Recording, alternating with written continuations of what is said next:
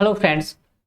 मैं यहाँ पर आपके लिए स्पेशल जो लेक्चर लेकर आया हूँ उसमें बात कर रहे हैं सामान्य हिंदी के व्यंजनों के प्रकार की और इससे रिलेटेड महत्वपूर्ण कुछ टॉपिक्स हैं, कुछ क्वेश्चंस हैं, वो आपके लिए यहाँ पर महत्वपूर्ण होने वाले हैं।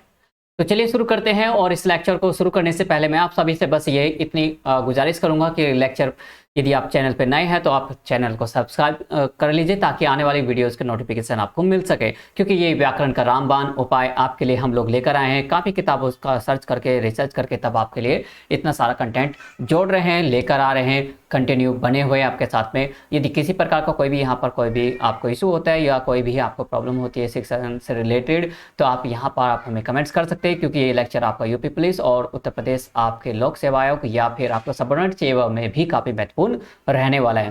तो चलिए शुरू करते हैं आगे। सबसे पहले हम यहाँ पर देखते हैं अपना कि जो व्यंजनों के प्रकार है, व्यंजनों के प्रकार प्रयत्न के आधार पर देख लेते हैं। प्रयत्न के आधार पर यदि हम बात करें तो इसमें सबसे पहले आता है स्पर्श व्यंजन।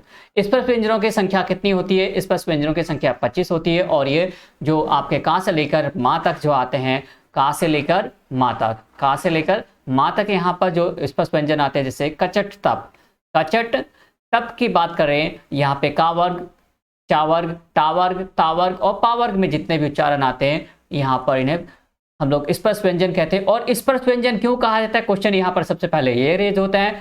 तो क्योंकि यहाँ पर क्या होता है, जब हम लोग इन्हें बोलते हैं मुंह के द्वारा, मुख के द्वारा, तो इनके द्वारा जो वायु निकलती है वो या तो दोनों ओष्ठों से या नीचे के ओष्ठों के द्वारा और ऊपर के ओष्ठ के दांत के द्वारा या जीभ की नोक और दांत के आदि के एक दूसरे के स्पर्श स्थिति में रहते हैं। मतलब वायु जब आपके मुंह से अंदर से निकल कर आती है, आपके प्राणवायु, तो वो क्या करती है, आपके किसी ना किसी मुंह के अंग के स्पर्श करती है। तो इन्हीं जो ये स्पर्श करने वाले व्यंजन हैं ये हमारे कितने 25 हैं। यानी कि एक का वर्ग में, एक वर्ग में 5 व्यंजन होते हैं। क्या होते हैं? 5 व्यंजन होते हैं या वर्ण होते हैं। और जब 5 को यहाँ पर करते हैं 5 इंटू 5, आपके कितने हो जाते हैं? 25 हो जाते हैं। तो ये 25 स्पर्श व्यंजन कहलाते हैं। दूसरा, यदि हम यहाँ पर बात करें दूसरे व्यंजन प्रयत्न के आधार पर, इन्हें कहते हैं संघर्षी। क्या कहा जाता है? इन्हें संघर्षी व्यंजन कहा जाता है। और संघर्षी क्यों कहा जाता है? क्योंकि इनके उच्चारण में क्या होता है, जब हम लोग करते हैं तो क्या होता है, जो हमारे मुख के दो अवयव होते हैं उसमें आपस में क्या होता है, रास्ता संकरा हो जाने की वजह से घर्षण करने लगते हैं, आवाज आने लगती है। जैसे कि आपका गला होता है, गले में से जब ये वर्ण आपके निकल कर आते हैं तो क्या होता है, इसमें यहाँ पर वायु न के बराबर आने लगती है, तो धीरे धीरे कम वायु आती है ना। तो इसी तरीके से यहाँ पर मार्ग संकरा होने की वजह से क्या होता है, घर्षण होते हैं। और घर्षण होने से वायु में ऐसा लगता है जैसे गर्माहट आ गई है। क्या आ गई है? आपकी गर्माहट आ गई है, गर्म हो गई है। और गर्माहट आने की वजह से यहाँ पर इनमें घर्षण आने लगती है। तो सा और खा, गा, जा, फा, तो ये भी होते हैं यहाँ पर। इन्हें हम लोग क्या होते हैं, संघर्षी व्यंजन के रूप में जानते हैं। बात करते हैं यहाँ पर हम लोग आगे बढ़ते हैं। स्पर्श संघर्षी, स्पर्श संघर्षी जिन व्यंजनों के उच्चारण में पहले स्पर्श फिर घर्षण की स्थिति आती है। मतलब स्पर्श पहले तो स्पर्श करते हुए आपके मुंह के अंग को प्राणवायु क्या होती है, अंदर से वायु जो निकलती है तो वो या तो आपके अंदर से निकलती है या फिर बाद में वो घर्षण करती है। जिससे कि हम लोग बात करें चा, छा, जा, झा, ये 4 वर्ण है आपके, इनकी बात की जाती है। किसकी? चा, छा, जा और झा। तो ये स्पर्श संघर्षी कहलाते हैं। इसके आगे बढ़ते हैं। यहाँ पर जब आगे बढ़ते हैं तो यहाँ पर नासिकीय क्या होते हैं? नासिकीय कहते हैं इन्हें हम। नासिकीय मतलब जिन व्यंजनों के उच्चारण में दांत, ओष्ठ, जीभ आदि के स्पर्श के साथ वायु नासिक मार्ग से बाहर आती है। मतलब आपके क्या होते हैं, ओष्ठों से, जीभ से या फिर आपके दांतों से, दांत से टच करती हुई बाहर आती है। और नाई आपकी जो नाक होती है, नाक से निकल आती है, डा, ना, मा, ठीक है, और अने, ठीक है, इया, इया। तो ये क्या होता है, नाक का प्रयोग किया जाता है, नाक का सहारा लिया जाता है, नोज का सहारा लिया जाता है, तो इन्हें नासिकीय कहा जाता है। बात करते हैं यहां पर पार्श्विक। क्या होते हैं? पार्श्विक व्यंजन जिन व्यंजनों के उच्चारण मुख के मध्य 2 अंगों के मिलने से वायु मार्ग अवरुद्ध हो जाते हैं। मतलब क्या होता है, मुख के मध्य अब 2 अंग कोई भी आ जाते हैं, जिससे रास्ता क्या होता है, अटक जाता है। ऐसा लगता है जैसे कि अब आगे शब्द नहीं बोला जाएगा। तो ला क्या होता है, ला, ठीक है, ला। तो यहाँ पे जो ला वर्ण है, जा, ला आपका व्यंजन है, तो इसमें यहाँ पर इसे पार्श्विक कहा जाता है। अब इसके आगे हम लोग यदि देखते हैं तो यहाँ पर लुंठित, अब लुंठित कौन से होते हैं, याद रखिए, जिनके उच्चारण में जीभ बेलन की भांति लपेट खाती है बोलते समय रा। अब देखिए यहां पर जीभ क्या होती है, ऐसे ऐसे लपेटे खा रही, रा बोलते समय आपका ये ठीक है लुंठित हो जाती, मतलब आपकी जीभ गोल घूम जाती है। आगे बढ़ते हैं। उत्क्षिप्त क्या होते हैं, उत्क्षिप्त जिनके उच्चारण में जीभ की नोक झटके से तालु को छूकर वापस आ जाती है। जो जीभ की नोक है, ये टिप्स, झटके से तालु ऊपर, तालु मतलब ये जो आपका छज्जा है, जो आपकी छत है, ठीक है, जबड़े की जो अंदर की, इसे कहते हैं हम लोग तालु, ठीक है, इसे छूकर वापस आ जाती है। तो इन्हीं को हम लोग, इन्हीं वर्णों को क्या कहते हैं, उत्क्षिप्त कहते हैं, ठीक है। इनमें यहां पर डा जो हम लोग अलग से प्रयोग करते हैं उत्क्षिप्त, और इन्हें हम 35 के साथ में जोड़ते हैं और 2 हो जाते हैं यहां पर 37। तो इस तरीके से आपके, ठीक है, आगे पढ़ेंगे हम, आगे जानेंगे इनके बारे में काफी सारी चीजें।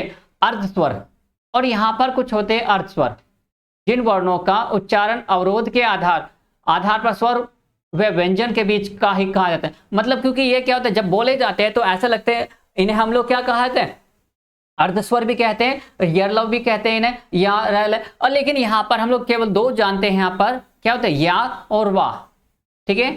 अंतस्थ में काउंट किया जाता है इनको, अंतस्थ में जब हम लोग पढ़ा था ना, अंतस्थ भी कहते हैं इनको, लेकिन अंतस्थ में भी आते हैं। यहां पर अंतस्थ मतलब अंत, कि जब वायु बोलते हैं तो आधी बाहर आती है, आधी अंदर चली जाती है। इन्हें हम लोग अर्धस्वर के रूप में जानते हैं। अर्धस्वर कौन कौन से होते हैं, या और वाह। तो इस तरीके से आपने यहां पर देख लिया। और यहां पर कुछ संयुक्त स्वर होते हैं, और संयुक्त स्वरों की कहानी यदि देखी जाए तो काफी महत्वपूर्ण होती है। काफी क्वेश्चन यहां से पूछा जाता है, कई बार क्वेश्चन आपके आते हैं यहां से। तो इन्हें आप अच्छे से ध्यान से देख लीजिए ताकि आप दोबारा से गलती ना कर। जिन वर्णों के उच्चारण में अन्य वर्णों की सहायता ली जाती है, संयुक्त व्यंजन कहलाते हैं। क्या कहलाते हैं, संयुक्त व्यंजनों की यदि बात करें, जैसे का और छा, ठीक है, पेट से रास वाला सा, यदि बात करें इसे लिखने के आधार पर इस तरीके से हम लोग बोल लेते हैं कक्ष, और यहाँ पर कक्षा।